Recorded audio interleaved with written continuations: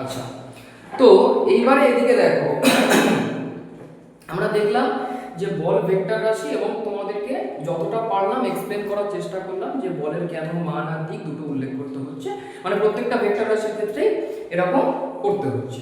ঠিক আছে, এবারে দেখো যেমনটা আমি বললাম যে ধরে নাও কোনো একটা বল তোমার এই দিক বরাবর প্রযুক্ত হচ্ছে। ঠিক আছে, কোনো একটা বল ধরে নাও এই বলের মান কত f, ঠিক আছে, এই বলের মান কত f1 এবং বল যেহেতু ভেক্টর রাশি মাথায় ভেক্টরের চিহ্ন, এই তীর চিহ্ন দেওয়া মানে কি, মাথায় তীর চিহ্ন দেওয়া মানে এটা হচ্ছে ভেক্টর রাশিকে বলে। ঠিক আছে, আচ্ছা এইবারে দেখো এবারে তোমার যদি আমাকে বলে যে আমাকে এইরকম একটা রেফারেন্স লাইন দিয়ে দিয়েছে, আমাকে বলেছে যে এইখান থেকে তোমার এই এই অ্যাঙ্গেলটা কত বলে দিয়েছে থিটা। ঠিক আছে, থিটা মানে কি তোমার ধরে নাও এটা যে কোনো একটা কোণ, মানে যেমন তোমরা ডিগ্রিতে কোণ মাপো তো 30 ডিগ্রি 40 ডিগ্রি 50 ডিগ্রি এরকম একটা কোণ বলে দিয়েছে। ঠিক আছে, এবং আমার একটা রেফারেন্স লাইন করে দিয়েছে। তাহলে ভালো করে বুঝো যে এর ক্যালকুলেশন কিভাবে বার করতে হয় এবং এটা তোমাদের থার্ড চ্যাপ্টারে কাজে লাগবে। ঠিক আছে, এটা তোমাদের থার্ড চ্যাপ্টারে কাজে লাগবে।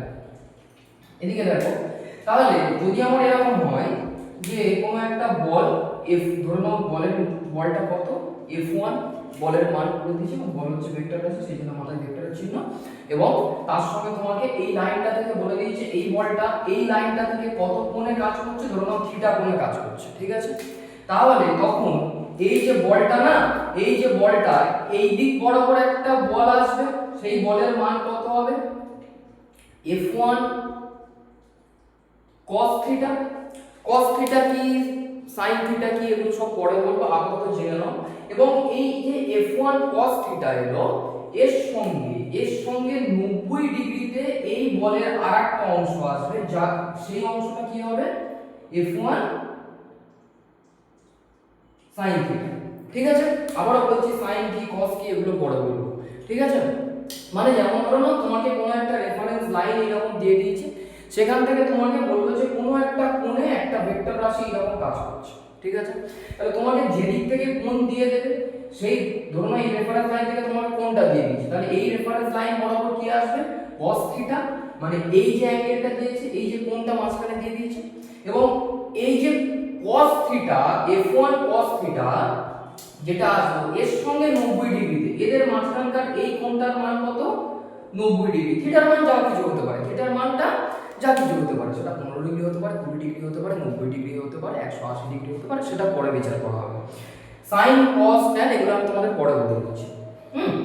তাহলে এখান থেকে আর sin তোমার যে sin কম্পোনেন্ট মানে যে sin এর যে অংশটা আসবে সেটা এর সঙ্গে কত ডিগ্রিতে কাজ করবে 90 ডিগ্রিতে কাজ করবে। ঠিক আছে, এইটা ভালো করে বুঝে নাও। ঠিক আছে, এটাকে পজ করে নোট করো, আমি তারপর তোমাদেরকে বলছি। এটাকে পজ করে নোট করো, হয়েছে? আচ্ছা, এটাকে পজ করে নোট করেছো? ঠিক আছে,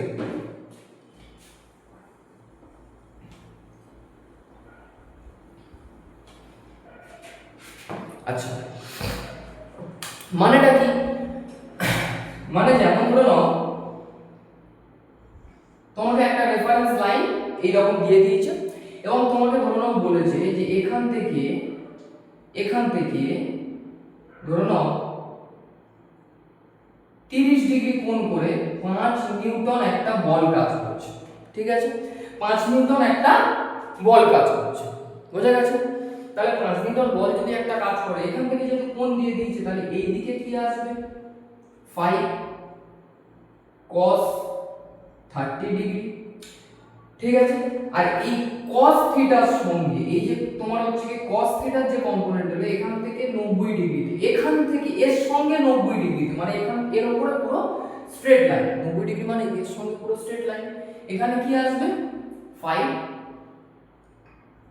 sin 30 ডিগ্রি। ঠিক আছে, তার মানে এই দুটো বলকে আমি যদি এই মানে তোমার দেখো যে 5 cos 30 আর 5 sin 30 কে যদি আমি যেমন এই ডিসপ্লে বাক্স দিয়ে যেমন তোমাদের দেখাচ্ছিলাম, আমি যদি এই দুটো বলকে এইরকম একসঙ্গে প্রয়োগ করি, ধরো না এইদিকে প্রয়োগ করছি কত 5 sin 30 এই মানের একটা বল প্রয়োগ করছি, আর এইদিকে 5 cos 30 মানের একটা বল প্রয়োগ করছি, তাহলে এখান থেকে তোমার এই cos এই রেফারেন্স লাইনের সঙ্গে 30 ডিগ্রিতে কত মানের বল আসবে 5 নিউটন বল আসবে। এটার মানে এটাই, ঠিক আছে?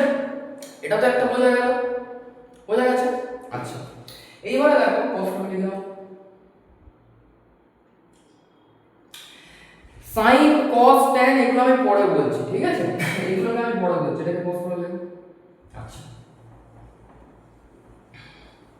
এইবারে দেখো ওখানটায় যেমন দেশলাইয়ের বাক্স দিয়ে দেখালাম যে আমি দুটো বলকে একসঙ্গে প্রয়োগ করছি, ঠিক আছে?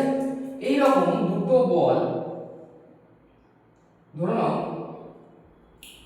এই দিক বরাবর আমি F1 মানে F1 যে কোনো একটা মান হতে পারে, বলের 5 নিউটন 7 নিউটন 2 নিউটন 1 নিউটন যা কিছু হতে পারে, আর F1 এর সঙ্গে ধরে নাও কোনো একটা কোণ, ধরে নাও এই কোণটার মান কত থিটা, ঠিক আছে? এই কোণটার মান কত থিটা, এইখানটায় আমি F2 মানের একটা বল প্রয়োগ করছি। তাহলে হিসাব মতো যখন আমি দুটো বলকে একসঙ্গে প্রয়োগ করব, এই মাঝখান থেকে একটা বল প্রযুক্ত হবে, এই মাঝখান থেকে একটা বল প্রযুক্ত হবে, হ্যাঁ কি না বল?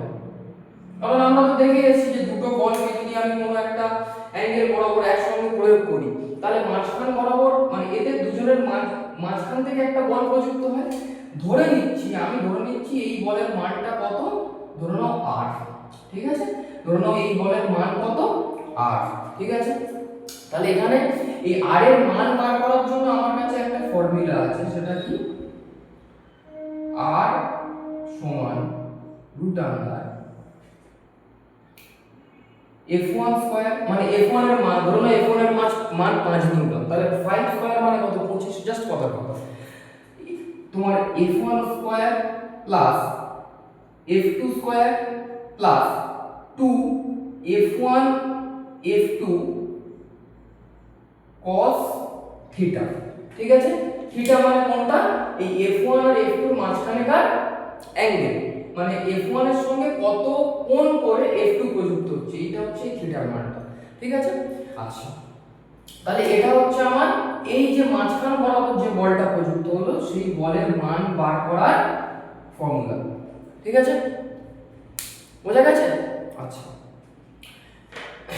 তাহলে এইটা হচ্ছে আমার মোটামুটি একটা ভেক্টর কনসেপ্টের আইডিয়া দেওয়ার চেষ্টা করলাম। তোমরা মেইনলি ওইটা মনে রাখবে যে যখন একটা রেফারেন্স লাইন থেকে কোনো একটা ভেক্টর রাশি ধরো থিটা অ্যাঙ্গেলে প্রযুক্ত হচ্ছে, তাহলে সেই রেফারেন্স লাইনে আমার কি আসবে, সেই ভেক্টর রাশি ইনটু cos থিটা, আর সেই তোমার হচ্ছে কি সেই ভেক্টর রাশি ইনটু cos থিটা যে রেফারেন্স লাইন বরাবর প্রযুক্ত হচ্ছে সেই রেফারেন্স লাইনের সঙ্গে 90 ডিগ্রিতে আসবে কি সেই ভেক্টর রাশি গুণিতক sin থিটা।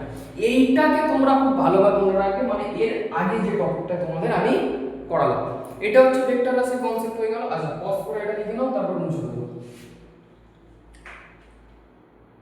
মুছে দিচ্ছি।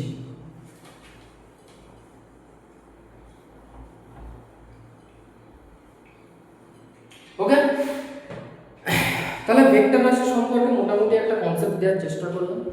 এবারে তোমাদের আমি 1 ডাইমেনশন মানে 1D 2D এবং 3D মানে একমাত্রিক দ্বিমাত্রিক এবং ত্রিমাত্রিক বস্তু এগুলো সম্পর্কে একটু আইডিয়া দেব, কারণ তোমাদের মাত্রা বিশ্লেষণ বলে একটা টপিক আছে, সেখানটায় তোমাদের এগুলো লাগবে, ঠিক আছে? বোঝা গেছে?